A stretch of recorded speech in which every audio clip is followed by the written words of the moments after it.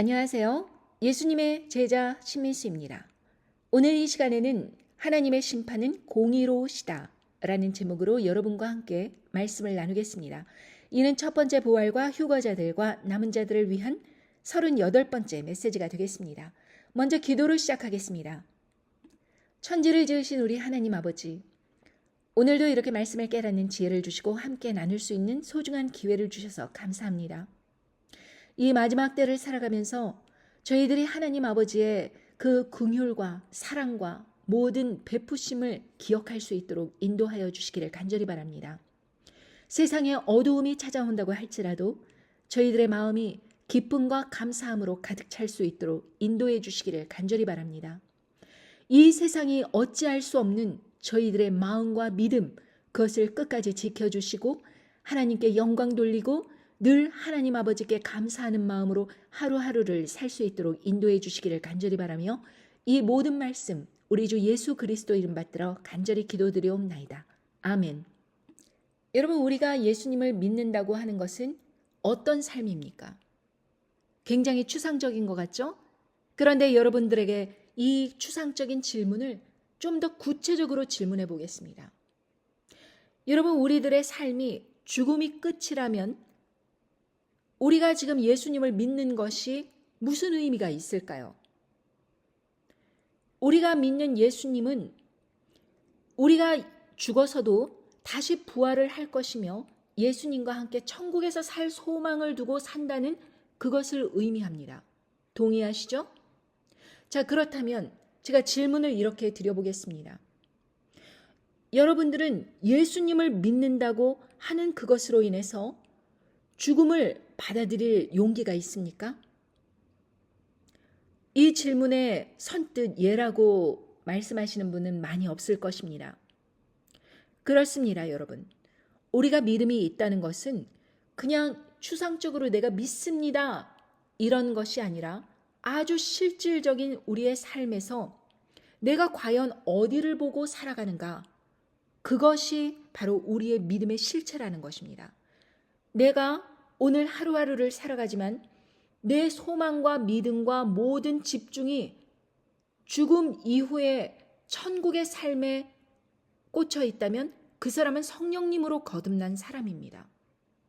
그런데 반면 이 세상 살아가는 이것에 내가 너무 몰두해 있고 저 천국의 소망은 뭐 있으나 마나 한 그런 추상적인 개념이고 내가 지금 이 삶, 내가 살아가는 이 삶에서 최선을 다해야지 이러면서 하루하루 살아가면서 울고 웃고 떠들고 아무 말이나 하고 세상 사람들과 똑같이 살아가고 그러고 있다면 과연 그 사람에게 믿음이 있는 것인가? 라고 반문해 보고 싶습니다. 여러분, 우리가 믿음이 있다면 세상의 많은 일들이 내 마음에서 이미 해결이 됩니다. 왜? 내가 만약에 아주 정확하게 믿는 바, 그 일이 반드시 하나님 아버지의 말씀에 약속한 바, 그 일이 이루어진다는 것을 우리가 믿으면 우리의 마음속에 두려움이 없을 것입니다. 왜? 우리의 끝은 승리요, 결국에는 천국 입성이요, 하나님 아버지께서 주시는 상급이라는 것을 알기 때문입니다. 자, 여러분, 제가 한때는 탑세일즈로 돈도 많이 벌었습니다. 일반 여성들의 대여섯 배는 그렇게 번 때가 있었습니다. 그런데 저는 그런 삶을 다시 돌아갈 수 있음에도 불구하고 지난 10년 동안 계속해서 복음을 전하고 책을 출판하고 하나님 아버지의 말씀을 세상 사람들에게 전하기 위해서 제 사비를 털어서 계속 이어왔습니다. 누군가 저를 후원해 주겠다는 사람도 없었고 저를 도와주겠다는 사람도 없었고 함께 일하겠다라고 나서는 사람도 없었습니다. 이 외로운 싸움을 왜 했을까요? 여러분, 제가 세상적이라면 저는 얼마든지 어떻게 돈을 벌어야 되는지, 무엇을 해야 되는지, 라이선스도 취득하고 자격증도 갖고 있고 그렇기 때문에 그 자격증을 활용해서 얼마든지 돈을 벌 수 있는데 왜 매일매일 어떤 말씀에 하나님 아버지께서 제게 주시는가, 또 남들에게 어떻게 복음을 전할 것인가, 왜 이 문제에 있어서 그렇게 초점을 맞추고 하루하루를 살아가는 것일까요? 저의 그 집중이 바로 죽음 이후에 하나님 아버지께서 주실 상급에 제 목표가 정해져 있기 때문입니다. 그렇기 때문에 저는 사람들로부터 후원을 바라거나 아니면 무슨 교회를 짓거나 뭐 건물을 크게 지어서 뽀대나게 지어서 사람들에게 존경을 받거나 관심이 없는 것입니다. 왜? 그러면 그럴수록 세상에서 모든 상급을 다 받아버린 것이니까요. 너의 보화를 천국에 쌓으라고 하시지 않았습니까? 거기는 좀이나 그런 것이 해야 하는 것이 없기 때문에 누가 훔쳐갈 수도 없다고 하였습니다. 그런데 우리가 이 세상에 쌓아두는 그런 재물은 언제든지 해킹당해서 어카운트가 이렇게 나빠질 수도 있고, 그리고 누군가 자기의 신용을 훔쳐가서 신용이 망가질 수도 있고, 그리고 저축해놓은 돈, 금, 뭐 이런 건 누가 훔쳐갈 수도 있고, 얼마든지 다른 사람들에게 사기당할 수도 있고 농락당할 수도 있고, 이러한 재물들에 쌓기에 많은 사람들이 골몰하고 있다는 것입니다. 그런데 문제는 크리스천이라고 불리는 사람들까지도 세상 사람들과 별반 다르지 않아요. 그렇기 때문에 많은 목회자들이 자기가 말씀을 전함으로 인해서 어느 교회에서 월급을 얼마 주고 뭐 얼마 더 보상을 받고 교인 수가 얼마 늘어나고 이런데, 가시적인데, 뭔가 상급이 확실하게 있는데, 물질적 보상이 있는데, 그런 데에다가 자기의 힘을 쏟고 노력을 쏟고 계속해서 연구를 해서 사람들을 끌어들일 생각을 하기 때문에 하나님 아버지의 길을 가지 못하는 것입니다. 그렇기 때문에 세상 정부와 협력을 해야 돼요. 왜냐하면 뭐 보건 정책이다 해가지고 그런 것을 따르지 않으면은 이런 법적인 제재가 걸리고, 혹은 그런 것을 잘 따랐을 때 정부에서 지원금이 나오고 이런 상황이 있었을 때 언제든지 하나님 아버지의 말씀을 제껴두고 정부가 하라는 대로 내가 어떻게 해야 물질적 이윤을 얻는가, 여기에 꽂혀서 잘못된 방향으로 목회의 방향을 설정하는 것입니다. 왜 그럴까요? 결국에는 그 사람 안에 믿음이 없기 때문입니다. 사람들에게 복음을 전한다고 하지만 그 복음을 전하는 그 목적이 무엇이냐? 하나님 아버지와 나, 그 관계에 대한 집중, 그리고 하나님 아버지로부터 받은 소명, 이 소명이 아무런 보상해 주지 않고 오히려 조롱과 핍박을 한다고 할지라도 내가 할 의향이 있느냐 하면 그 사람은 거듭난 사람이요. 만약에 조롱과 핍박받고 아무런 보상 없고 5년, 10년 이렇게 하더라도 아무 결실 없고 한다고 하면 지쳐버리는 게 일반 사람입니다. 믿음이 없는 사람입니다. 그러니까 지치는 거예요. 그러니까 중단하는 것입니다. 그러니까 복음 전하기를 중단해버리는 것입니다. 많은 사람들이 자기가 복음을 전함으로 인해서 자기의 삶의 어떤 행복이라든가, 그리고 가족들에 대한 그런 보상이라든가 물질적인 혜택이라든가 뭐 누이 좋고 매부 좋고 하는 그러한 관계로 연결된다면 열심히 복음을 전할 수 있겠지요. 그런데 복음을 전하면 전할수록 그거 하지 말아라, 그런 말 하지 말아라, 제발 입 다물어라 이러면서 주위에서 압박이 들어오고, 그리고 아무런 물질적 보상은커녕 내 돈을 써야 하고, 그리고 내 건강도 나빠지고 한다면 사람들은 자기가 하는 일에 대해서 내가 이거를 한들 무슨 이익이 있겠는가 이러면서 그 일을 중단해 버린다는 것입니다. 그게 우시하면서 믿음을 가진 사람들의 결말입니다. 자기의 육신의 믿음으로는 하나님 아버지의 소명을 끝까지 감당할 수가 없어요. 죽음을 뛰어넘는 믿음이라는 것은 항상 생명의 그 기쁨 속에서 이 일이 너무나도 자연스럽고 너무나도 기쁘고, 그리고 하나님 아버지의 심판이 이 땅에 이른다 할지라도 그것에 대해서 대비하고, 그것이 대비가 부족하고 내가 잘못 실수로 잘 준비하지 못했다고 하더라도 결국에는 하나님 아버지께서 죽거나 살거나 나의 인생을 책임져 주시고 이끌어 주실 것이라는 믿음 안에서 우리가 살아가는 것입니다. 그래야지 하나님 심판 앞에서도 우리가 담대함을 얻고 세상 사람들에게 전할 수 있는 것입니다. 이사야 57장 1절에 보면 의인이 죽을지라도 마음에 두는 자가 없고 자비한 자들이 취하여감을 입을지라도 그 의인은 화액전에 취하여감을 입은 것인 줄을 깨닫는 자가 없도다. 그는 평안에 들어갔나니 무릇 정로로 행하는 자는 자기의 침상에서 편히 쉬느니라.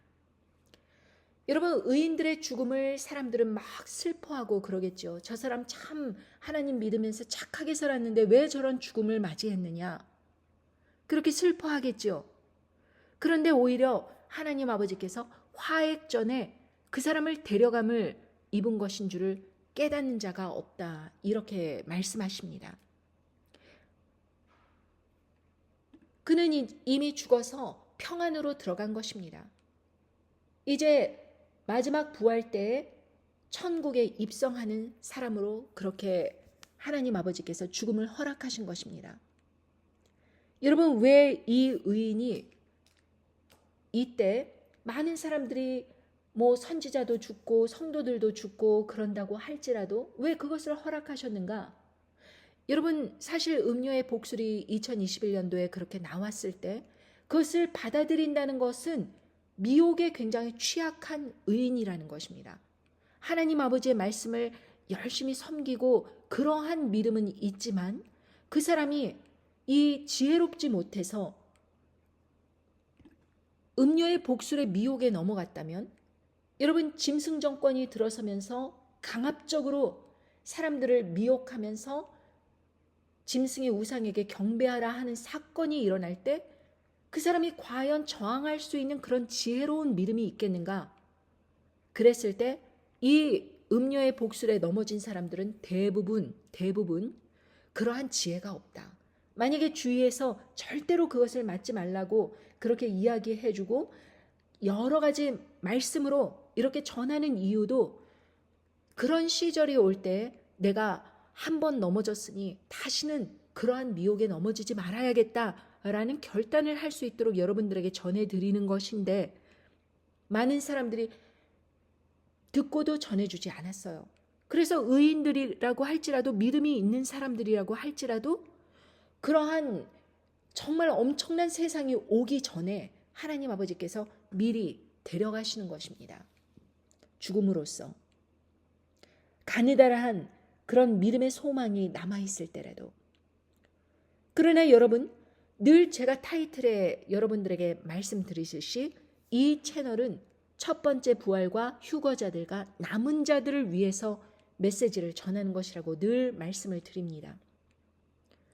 핵전쟁으로 죽을 사람들이 아니라 핵전쟁 이후에 벌어질 그 일들에 대해서 여러분이 깨어서 준비해야 된다, 이것입니다.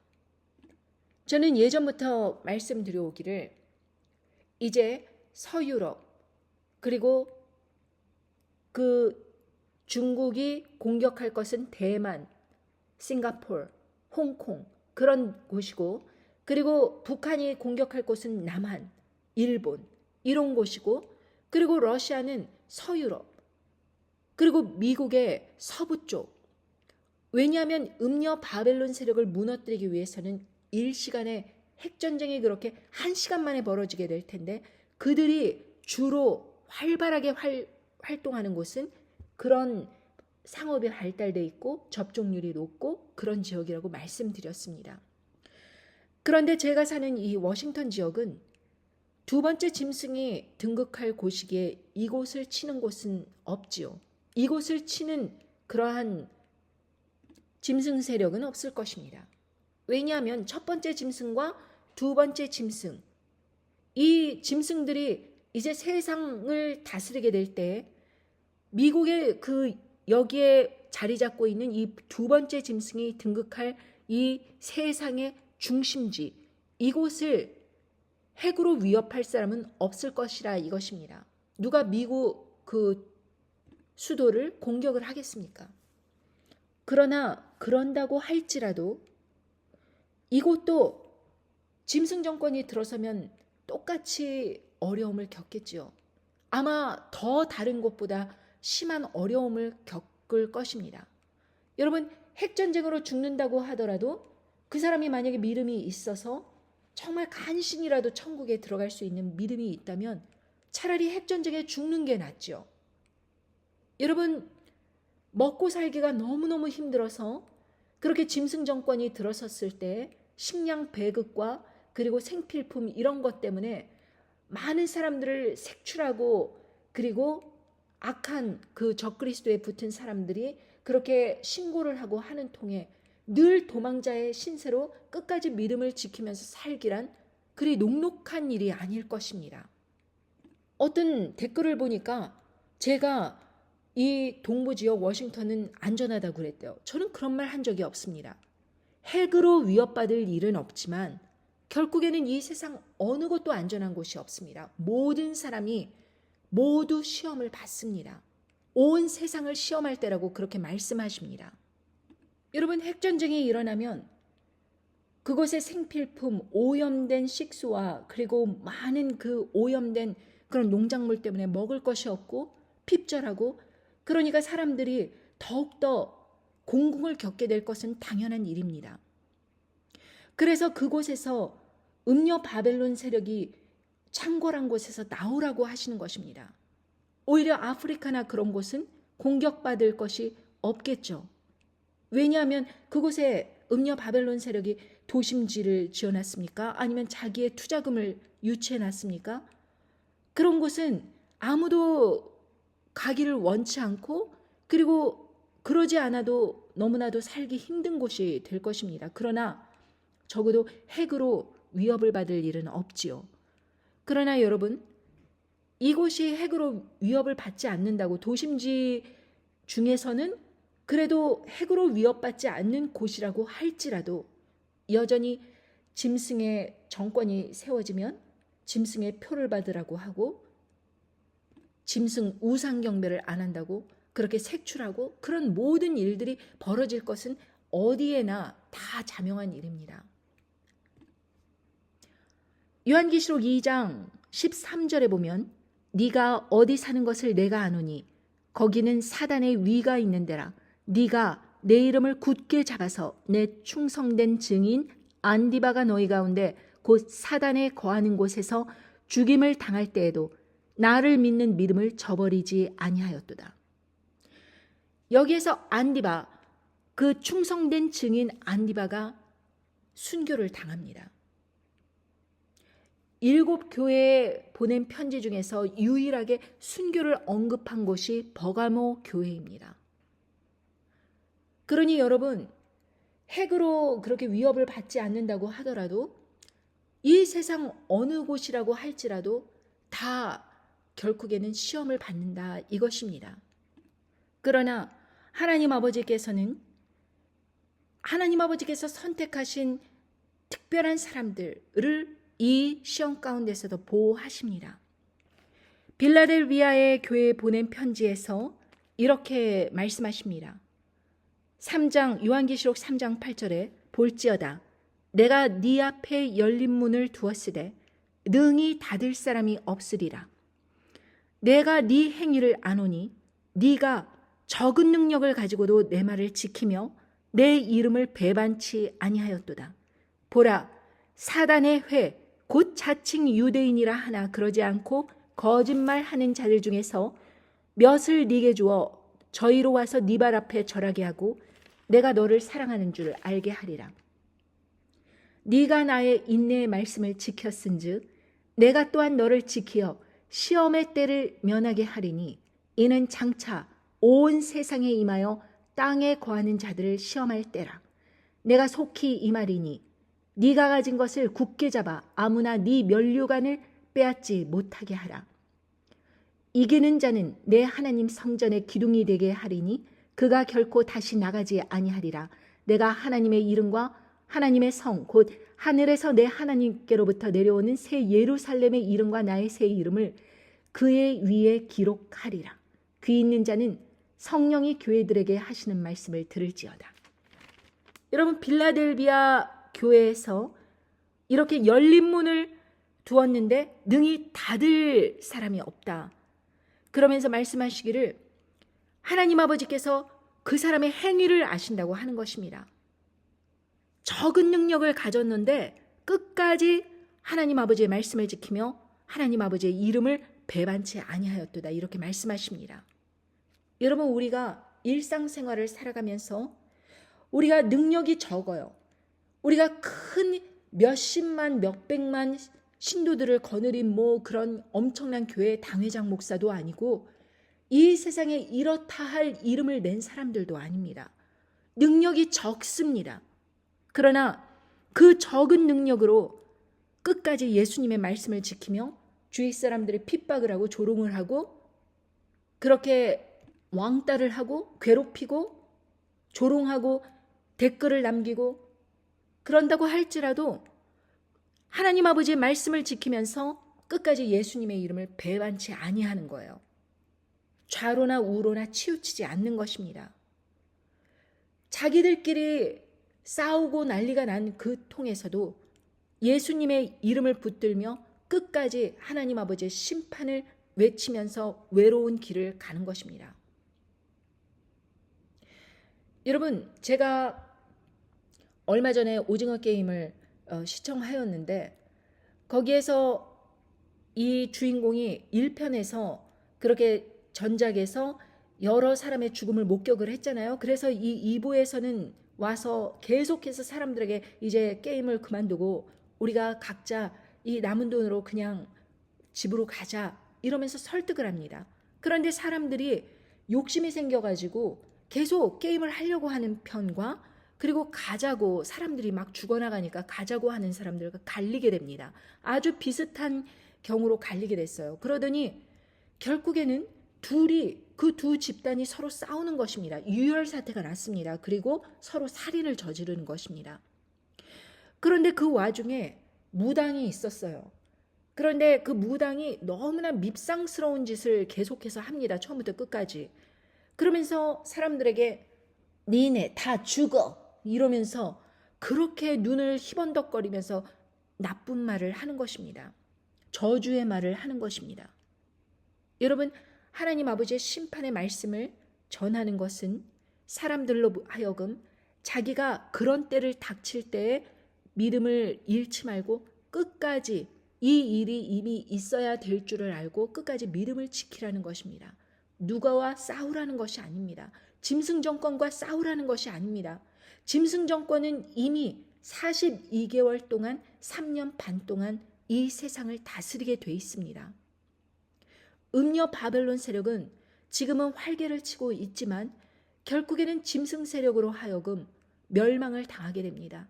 그때 모든 경제가 무너지고 모든 사람들의 즐거움과 희락이 사라지고 이 세상 깜깜한 어두움에 그렇게 처하게 됩니다.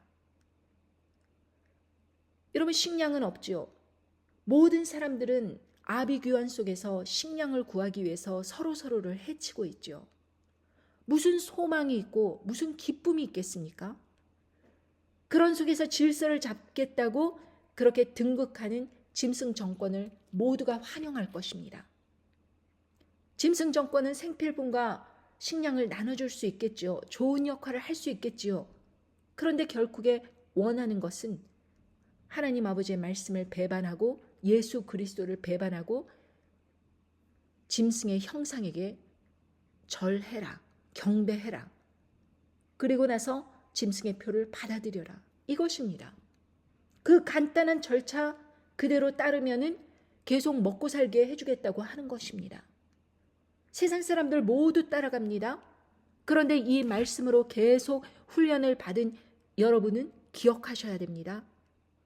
아, 이것은 이미 성경에 예언된 대로 그렇게 우리 코앞에 닥친 일들이 이미 닥쳤구나 라는 것을 깨닫고 여러분 준비해야 된다는 것입니다. 타협하지 않도록. 그런데 여기에서 보면 뭐라 그래요? 그렇게 적은 능력을 가지고 끝까지 예수님의 말씀을 세상 사람들에게 전하고 있는 그러한 소수의 사람들이 듣기 싫다, 고만해라.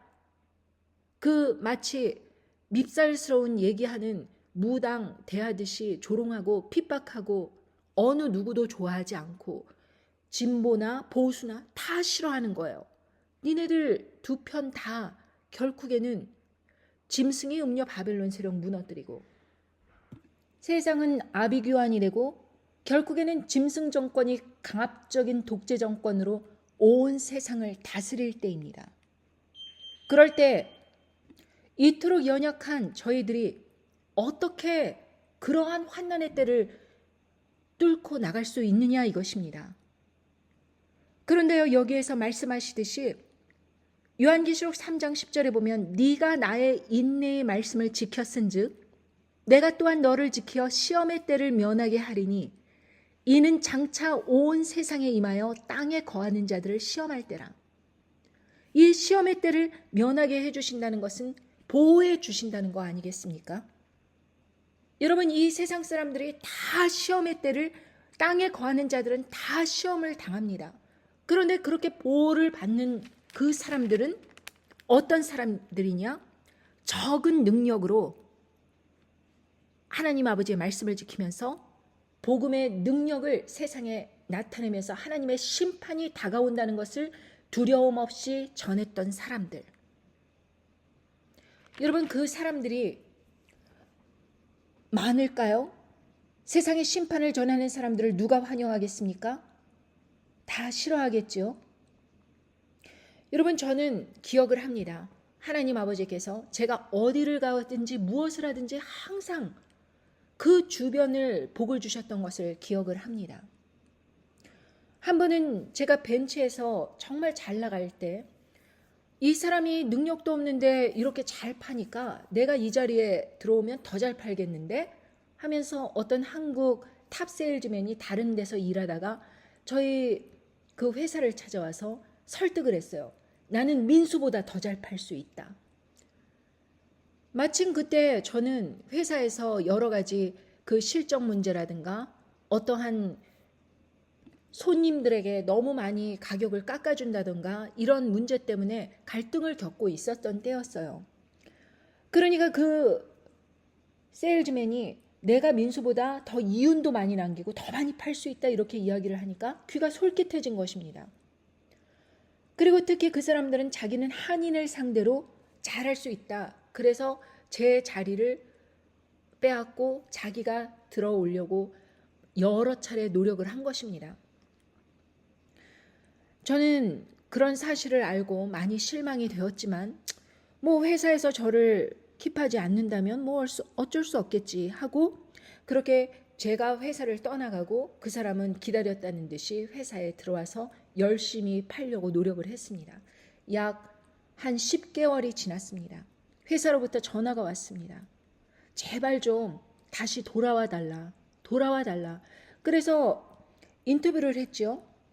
그러면서 그 제 상사가 예전 상사가 하는 이야기가 그 세일즈맨은 5살짜리 아이한테 아이스크림도 못 파는 사람을 갖다가 받아들여 갖고 회사가 어려움에 처했다는 것입니다. 그런 식으로 표현을 해요. 저는 같은 한국 사람인데 저를 그렇게 쫓아내고 자기를 제발 취직시켜 달라고 그렇게 부탁을 하고 찾아온 그 사람도 야속했지만 또 그런다고 하더라도 한국 사람들을 저렇게 5살짜리한테 아이스크림도 못 파는 능력 없는 사람이라고 그렇게 이야기를 하니까 그것도 또 듣기 싫더라고요.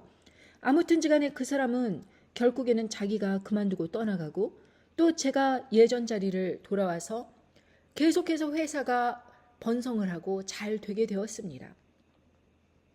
또 한 번은 제가 그 학원에 있었을 때인데 원장으로 있었을 때인데 제가 전 지역에서 가장 뛰어나게 운영을 잘하는 그러한 이제 센터로 뽑혔습니다. 그래서 열심히 일을 하고 있는데 매달 매출이 1억이 되어야 되는데 기껏해 1억 한 2천이 되어야 되는데 제가 실적을 내는 거는 8천만 원, 9천만 원이라는 것입니다. 매달 8천만 원, 9천만 원 이렇게 실적을 내면은 잘 하는 거 아닐까요? 더군다나 그 가게는 그 센터는 제가 처음으로 센터장을 맡은 곳이고 기존에 그 학생들도 없고 그냥 시작이 처음서부터 아무도 선생님도 없고 학생도 없고 그런 빈 공간에서 시작한 그런 센터였습니다.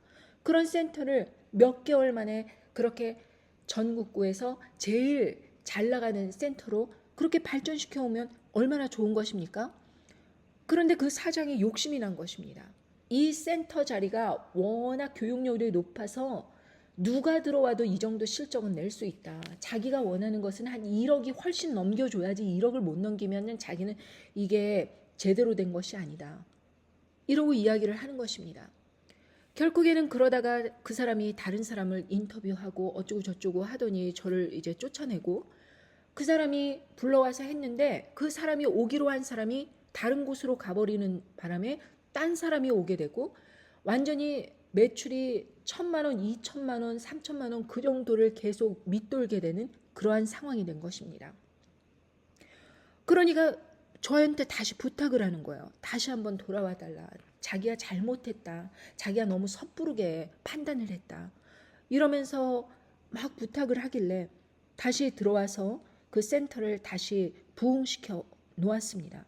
그랬더니 저에게 그것을 갖다가 헬프밀리언의 사들이라고 계속 압박을 하는 것입니다. 저는 그냥 직원으로서 그거를 하기를 원하는 거지 그 센터를 사서 제가 사장을 하면서 이렇게 할 마음이 없는데 그냥 학원장으로 머무르고 싶은데 그 사람이 자꾸 센터 운영을 하라 그러니까 저는 이제 그것을 못하겠다고 그렇게 하면서 결국에는 센터를 그만두고 이제 다시 저의 자리로 돌아오게 된 것이죠.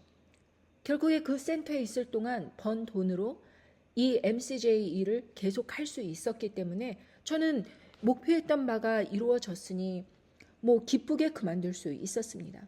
그 다음서부터 그 센터가 제가 나가고 난 후서부터 계속해서 어려움을 겪게 되고 나중에는 지역의 몇몇 센터를 문을 닫는 경우까지 생기게 되었습니다.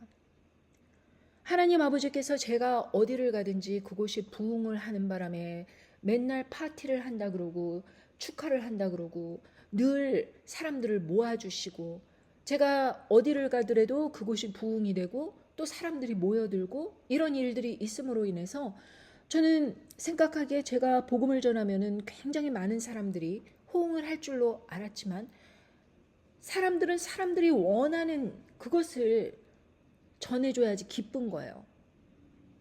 자기가 이 생활을 계속 영위하고 싶은데 심판이 온다. 이런 말은 듣기 싫은 것입니다. 여러분 특히 한국 같은 경우는 지금 진보와 보수가 계속 갈등을 빚고 있는데 그 속에서 너무 답답해하고 괴로워할 필요가 없습니다. 결국에는 한국도 이 세상 어느 나라나 그렇게 많은 시험들을 닥치게 되고 그리고 한국은 그 중에서도 가장 큰 시험이 닥치게 될 것이고 핵전쟁의 바람이 불 것이고 짐승 정권이 강력하게 통제를 할 것이고 그 속에서 준비된 사람들에게 열심히 하나님의 심판을 알리며 자기 스스로를 회개하고 준비하라고 외치고 있는 그 사람들을 하나님 아버지께서는 결국에 보호해 주실 것이다. 이것을 말씀하십니다. 너를 지키어 시험의 때를 면하게 하리니 이는 장차 온 세상에 임하여 땅에 거하는 자들을 시험할 때라. 여러분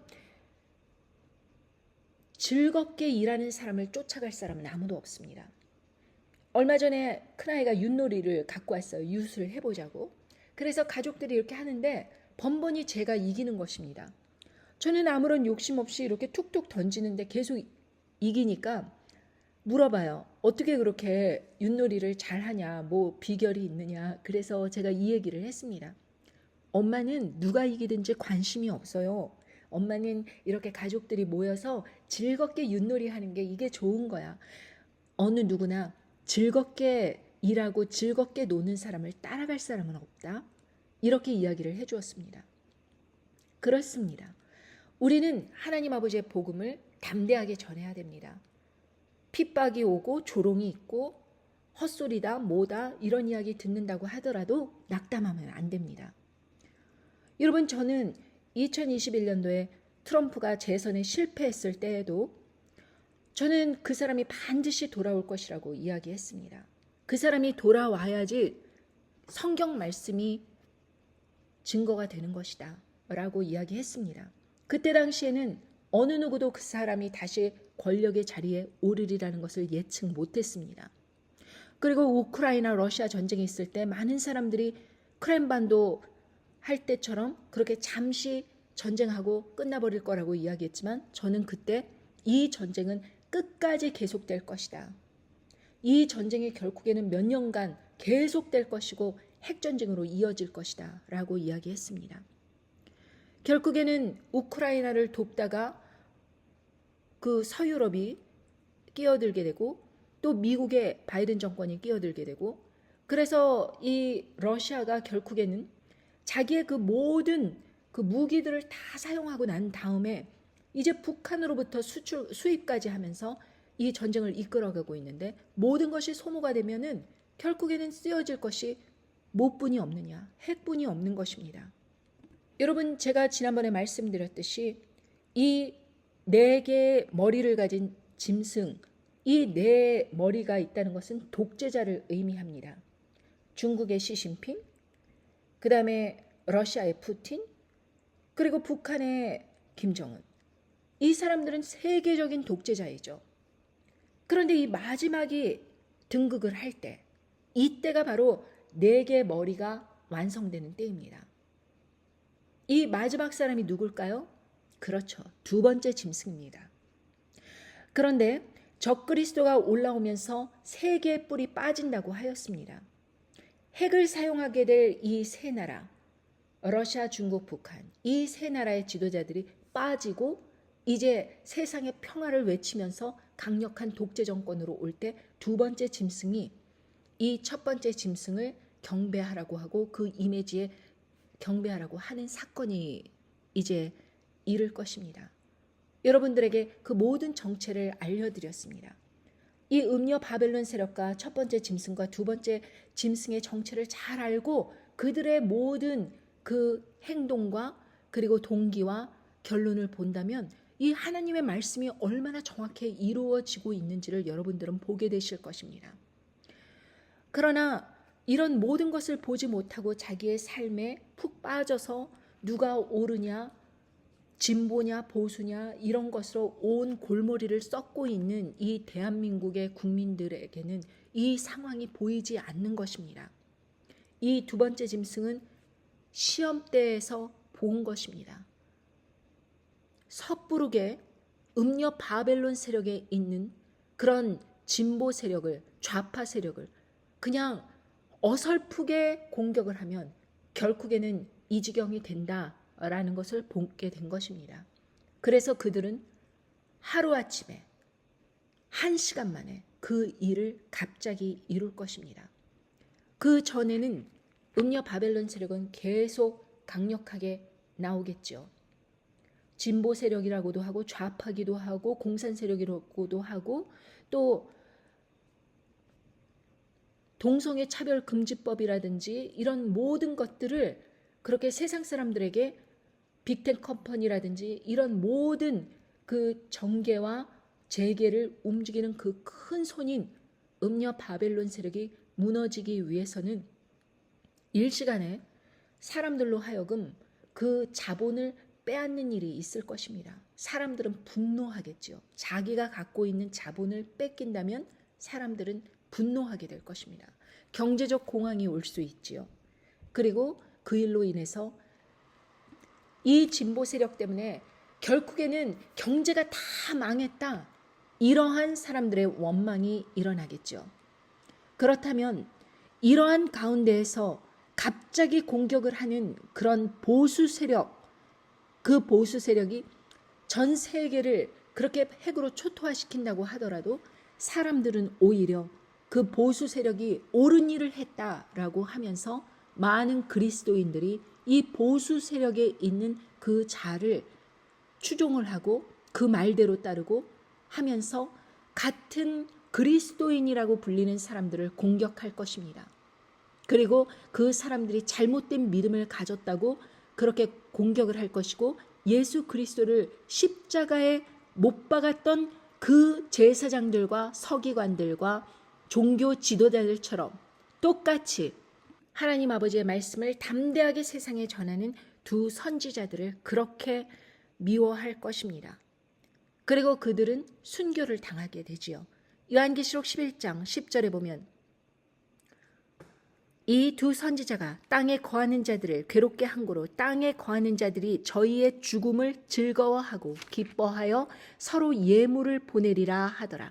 3일 반 후에 하나님께로부터 생기가 저희 속에 들어가매 저희가 발로 일어서니 구경하는 자들이 크게 두려워하더라. 하늘로부터 큰 음성이 있어 이리로 올라오라 함을 저희가 듣고 구름을 타고 하늘로 올라가니 저희 원수들도 구경하더라. 그 시에 큰 지진이 나서 성 10분의 1이 무너지고 지진에 죽은 사람이 7천이라. 그 남은 자들이 두려워하여 영광을 하늘의 하나님께 돌리더라.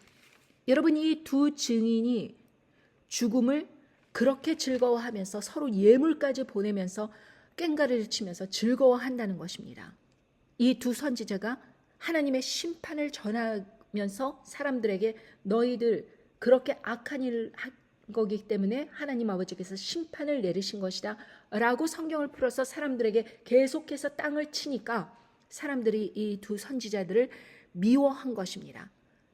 죽음을 기뻐하고 즐거워했다고 말씀하십니다. 예수님의 죽음을 기뻐했던, 그리고 그 예수님의 죽음을 이루었던 그 이스라엘의 제사장, 거짓 선지자들, 그리고 사두개인, 바리새인, 그런 사람들 모두 종교 지도자들 똑같이 되풀이되는 것입니다. 역사는. 그래서 결코 이 선지자들이 죽고 난 후에 첫 번째 부활이 일어나면서 큰 지진이 나게 되는 것입니다. 그러면서 그때 첫 번째 부활에 참여한 사람들이 하늘로 쫙 살아서 올라가는 것입니다. 여러분, 얼마나 위대한 광경이겠습니까? 이것을 세상 사람들이 모두 목도한다는 것입니다. 세상으로부터 미움을 받을 때 두려워하지 말아야 됩니다. 그리고 하나님 아버지의 상급을 바라보면서 적은 능력으로 기쁨을 가지고 즐겁게 일하셔야 됩니다. 여러분, 저는 여러분들에게 함께 참여하여서 사람들이 듣든지 말든지 여러분들께서 열심히 일하실 것을 늘 얘기해 왔습니다. 이 말씀을 여러 사람들에게 증거하여 주시고 링크를 나눠주시고 함으로 인해서 함께 참여해달라고 부탁하였습니다. 그러나 극소수만이 아마도 저의 부탁을 들어주면서 자기가 할 일을 다 했다고 생각할 것입니다. 그러나 그마저도 안 하는 대부분의 사람들은 과연 너희가 적은 능력으로 그렇게 끝까지 믿음을 지켰다고 칭찬하시며 그 환난의 날에 그 모든 사람을 시험할 때 그 사람들을 보호할 사람들을 선택하시는데 과연 여러분들께서 그 시험 가운데서 보호를 받을 수 있는 사람이 될 것인가? 여러분, 그 일을 위해서는 보상을 바라지 말고 어떠한 이해관계를 떠나서 하나님 아버지의 진리의 말씀을 사람들에게 전해 주셔야 됩니다. 그래서 그 말씀을 듣고 사람들이 끝날에 한 사람이라도 깨달아서 절대로 타협하지 않고 자기의 믿음을 지킬 수 있도록 여러분들은 노력하셔야 됩니다. 그리고 그 사람들만이 하나님의 보호를 받을 것입니다. 그리고 기쁨을 가지고 일하십시오. 조롱하면 조롱할수록, 핍박하면 핍박할수록 하늘의 상급이 더 크다는 것을 깨닫고 더 즐겁게 일하십시오. 어느 편에도 속하지 마십시오. 진보, 보수 다 상관없습니다. 하나님 아버지께서는 이 세상의 음녀 바벨론 세력도 보수라 불리는 짐승 세력도 결국에는 다 무너지게 될 것입니다. 특히 보수 성향의 그 두 번째 짐승은 그 사람들 지도자 추동자들을 따라서 많은 사람들이 그리스도인이라고 하면서 많은 사람들에게 미혹하는 데 앞장서서 우상 경배를 시키게 될 것이라는 것을 기억하고 여러분들께서 내가 무엇을 따르고 무엇을 생각하는지 늘 조심하면서 여러분들의 믿음을 지키시기를 간절히 바랍니다. 2024년도가 저물어가는 이때에 여러분들께서 2025년도에는 어떠한 믿음으로 나올 것인가를 다시 한번 생각하면서 더욱 진취적인 마음으로 믿음을 굳게 하시기를 간절히 바랍니다. 안녕히 계십시오.